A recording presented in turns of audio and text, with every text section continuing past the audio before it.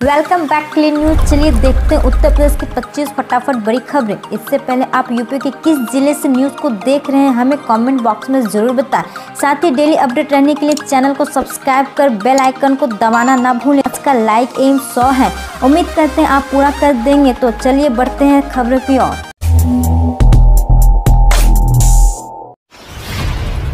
चलिए डालते हैं यूपी पंचायत चुनाव पर एक नजर। किसान आंदोलन के डर से बीजेपी से दूरी बना रहे चुनावी बाहुबली, पंचायत चुनाव लड़ने की यह है योजना। जी हां, बीजेपी से जुड़े गाजियाबाद लोनी के एक नेता ने कहा कि उनके क्षेत्र में पहले से ही बीजेपी नेताओं के बीच काफी खींचतान है। ऐसे में किसान आंदोलन का असर उनके चुनाव पर पड़ सकता है, इसलिए उन्होंने ग्रामीण क्षेत्रों में बैठकें तो शुरू कर दी है, लेकिन बीजेपी नेताओं से दूरी रख रहे हैं। जी हां, गाजियाबाद के पहले चरण में हो सकते हैं पंचायत चुनाव को लेकर सभी दलों के प्रत्याशी अभियान में जुटे हैं। बीजेपी समर्पित प्रत्याशियों ने पार्टी से बनाई दूरी, व्यक्तिगत संबंधों पर कर रहे मीटिंग। किसान आंदोलन के चलते डरे बीजेपी के पंचायत चुनाव प्रत्याशी। यूपी पंचायत चुनाव के पोलिंग पार्टी की रवानगी से पहले ही कर्मचारियों के बैंक खाते में भेज दी जाएगी पारिश्रमिक की राशि। जी हां, राज्य निर्वाचन आयोग के अपर निर्वाचन आयुक्त वेद प्रकाश वर्मा ने बताया कि चूंकि इस बार इस जिले में एक ही बार में पूरा चुनाव करवाया जाना है, इसीलिए जिले में अगर समुचित संख्या में क्रमिक नहीं मिले तो उस मंडल के अन्य जिलों से क्रमिक मंगवाए जाएंगे। ऐसे क्रमिक अपने जिले से मतदान होने पर वहां भी लगाए जा सकते हैं। इस हिसाब से इन कार्मिकों को इस बार डबल चुनाव ड्यूटी भी करनी पड़ सकती है। यूपी पंचायत चुनाव में एक नहीं बल्कि इतने चरण में होंगे पंचायत चुनाव। 18-19 जिलों में एक ही दिन होगी वोटिंग। जी हां, प्रदेश में इस बार चरणों में पंचायत चुनाव कराए जा सकते हैं। हर चरण में 18 या 19 जिलों में मतदान होंगे। सूत्रों के मुताबिक प्रत्येक जिले में ग्राम प्रधान, ग्राम पंचायत सदस्य और जिला व क्षेत्र पंचायत सदस्य के चारों पदों के लिए एक ही बार में वोटिंग होगी।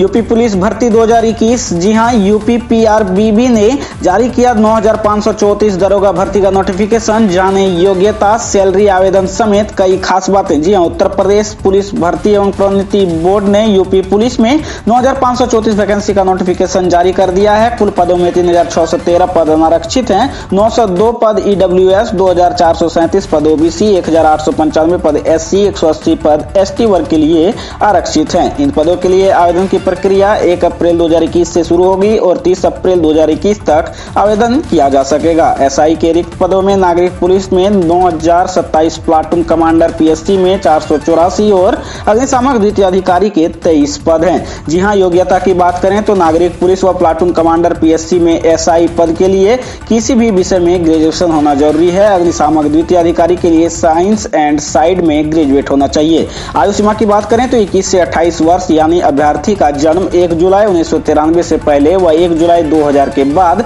न हुआ हो। उत्तर प्रदेश में एससी, एसटी, ओबीसी वर्ग की आयु सीमा में 5-5 वर्ष की छूट दी जाएगी।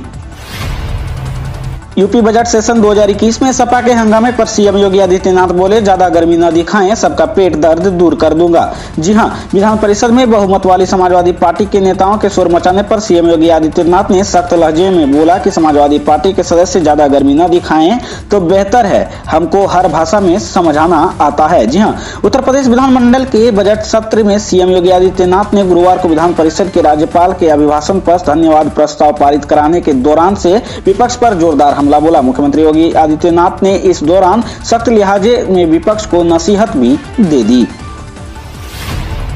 योगी सरकार अद्भुति योजना के तहत देगी फ्री टैबलेट, पाने के लिए ऐसे करें रजिस्ट्रेशन। जी हां, उत्तर प्रदेश सीएम अद्भुति योजना के तहत रजिस्ट्रेशन का दूसरा चरण शुरू हो गया है। यूपी में प्रतियोगी परीक्षाओं की तैयारी कराने वाली अनूठी कोचिंग योजना को जल्द ही टैबलेट का तोहफा मिलने जा रहा है। योगी सरकार के हालिया बजट में इस बात की घोषणा के बाद युवाओं को इसका लाभ देने के लिए पंजीयन की प्रक्रिया एक बार फिर से शुरू कर दी गई है।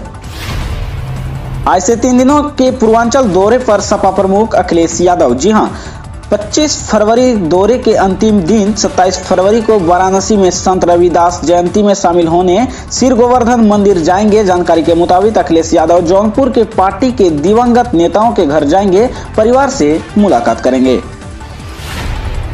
यूपी में इन कॉलेजों के छात्र छात्राओं की फंस सकती है शुल्क प्रतिपूर्ति। जी हां, बीएड समेत अन्य पाठ्यक्रम संचालित करने वाले प्रदेश के स्वति पोषित महाविद्यालयों में मानकों की जांच वहां प्रवेश लेने के वाले छात्रों पर भी भारी पड़ सकती है। मानक विहीन पाए जाने वाले कॉलेजों में प्रवेश पाने वाले छात्रों की शुल्क प्रतिपूर्ति फंस सकती है। उच्च शिक्षा विभाग ने जांच कमेटी और अपनी रिपोर्ट सीधे प्रमुख सचिव समाज कल्याण को भेजने के निर्देश दिए हैं।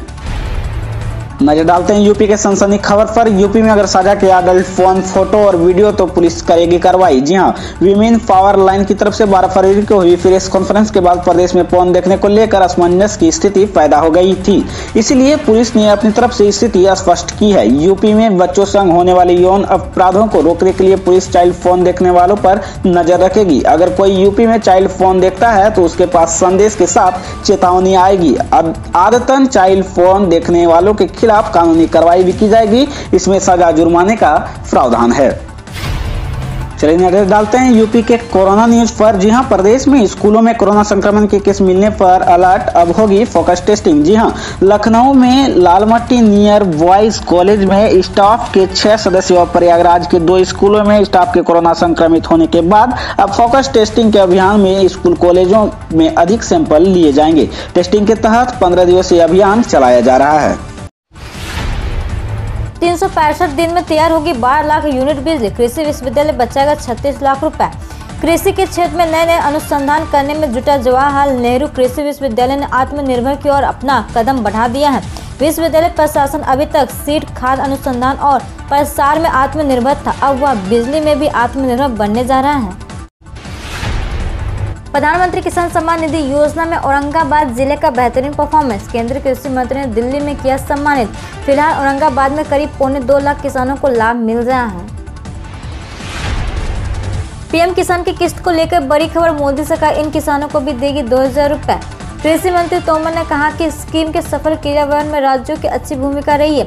उन्होंने राज्यों को धन्यवाद देते हुए अनुरोध किया कि जल्दबाजी या लापरवाही में गलतियां ना हो और सही पात्र किसानों को सम्मान निधि मिले। इसके लिए अभियान चलाकर बाकी किसानों को भी योजना का फायदा पहुंचाया जाए। केंद्रीय कृषि मंत्री ने कहा कि गाँव और राज्यों में ऐसे किसानों की संख्या शून्य के जिन्हें इस योजना का लाभ मिलना चाहिए लेकिन नहीं मिल पा रहा है।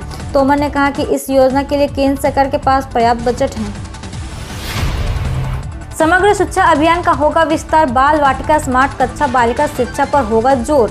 25 फरवरी सरकार समग्र शिक्षा अभियान योजना का विस्तार करने जा रही है, जिसके तहत अगले 1 वर्ष में चरणबद्ध तरीके से स्कूल में बाल वाटिका स्मार्ट कक्षा की व्यवस्था की जाएगी तथा प्रशिक्षित शिक्षकों एवं रचनात्मक शिक्षण विधियों का विकास किया जाएगा।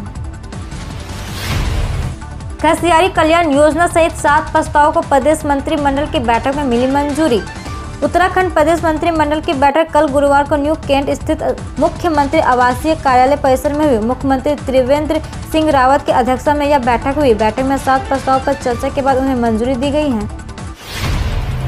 केजरीवाल सरकार का फैसला, दिल्ली में 8वीं तक के बच्चों के नहीं होंगे एग्जाम।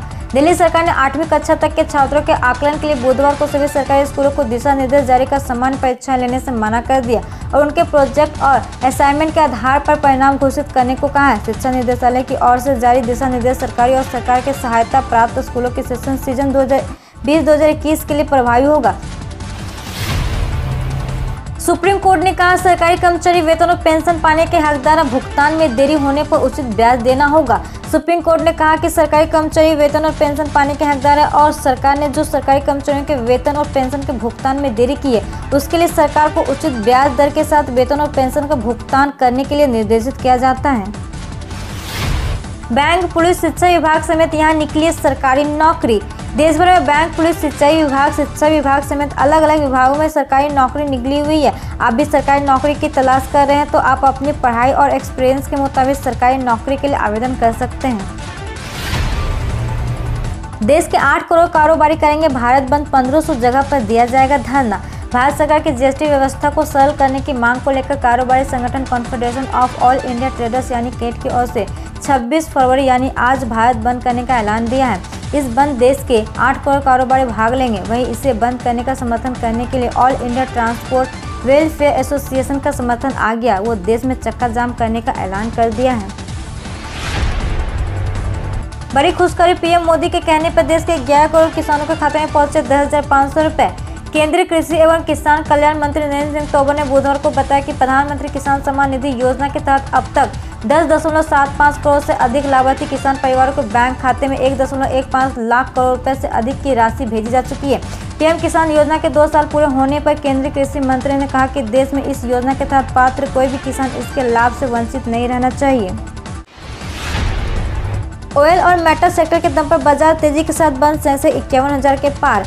शेयर बाजार भले ही उतनी तेजी के साथ बंद न हुआ जिसकी उम्मीद की जाए थी, लेकिन सेंसेक्स 51,000 अंकों को पार करने में पार हो गया। वहीं निफ्टी ने भी 15,000 के स्तर क्रॉस कर लिया। आज ऑयल और मेटल सेक्टर में सबसे ज्यादा तेजी देखने को मिली। ऑयल कंपनियों के शेयरों में सबसे तेजी देखने को मिली, वहीं मेटल कंपनियों के शेयरों में इजाफा देखने को मिला है। वहीं ICICI के शेयरों में 2% की गिरावट देखने को मिली है। मुख्यमंत्री से मिले सऊदी अरब के उद्योगपति, सीएम ने कहा खाद्य प्रसंस्करण इकाइयों की स्थापना पर फोकस। मुख्यमंत्री शिवराज सिंह चौहान ने कहा कि मध्य प्रदेश में अधिकतम निवेश लाने के प्रयास किए जा रहे, विशेषकर खाद्य प्रसंस्करण इकाइयों की स्थापना पर जोर दिया जा रहा। प्रदेश के बासमती उत्पादक कृषकों के हित की रक्षा और संवर्धन के लिए राज्य शासन निरंतर प्रयासरत है। प्रदेश में होने वाले बासमती धान के GI टैग के रजिस्ट्रेशन के लिए न्यायालयीय कार्रवाई जारी है।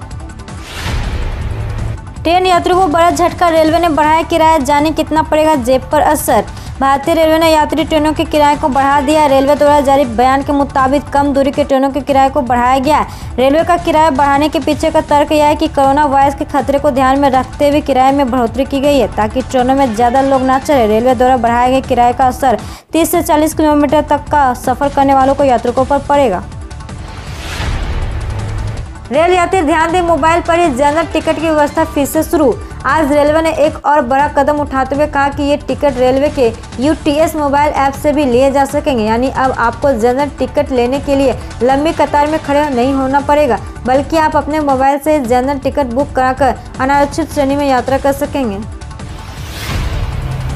सोना हुआ और सस्ता, चांदी 70,000 के पास, जाने सराफा बाजार का ताजा भाव। लगातार दूसरे दिन सराफा बाजार में सोना चांदी के भाव में बड़ा बदलाव देखने को मिला। कल यानी गुरुवार को सोना जहां सस्ता हुआ वहीं चांदी ने बड़ी छलांग लगाई। बुधवार के मुकाबले कल भी 24 कैरेट से लेकर 14 कैरेट तक के सोने के दाम में गिरावट देखने को मिली। कल 24 कैरेट गोल्ड का भाव 201 रुपये गिरकर 46,637 रुपये प्रति 10 ग्राम पर खुला और 392 रुपये के नुकसान के साथ 46,446 पर बंद हुआ। वहीं चांदी 953 रुपये महंगी होकर 70,179 रुपये प्रति किलो के दर से खुली और 70,225 पर बंद हुई। हम रोज ऐसे ही न्यूज लाते रहेंगे, तो यदि आपने अभी तक क्लीन न्यूज को सब्सक्राइब नहीं किया है तो पहले फटाफट सब्सक्राइब कर लें, साथ ही बेल आइकन को दबा दें ताकि कोई अपडेट मिस ना हो।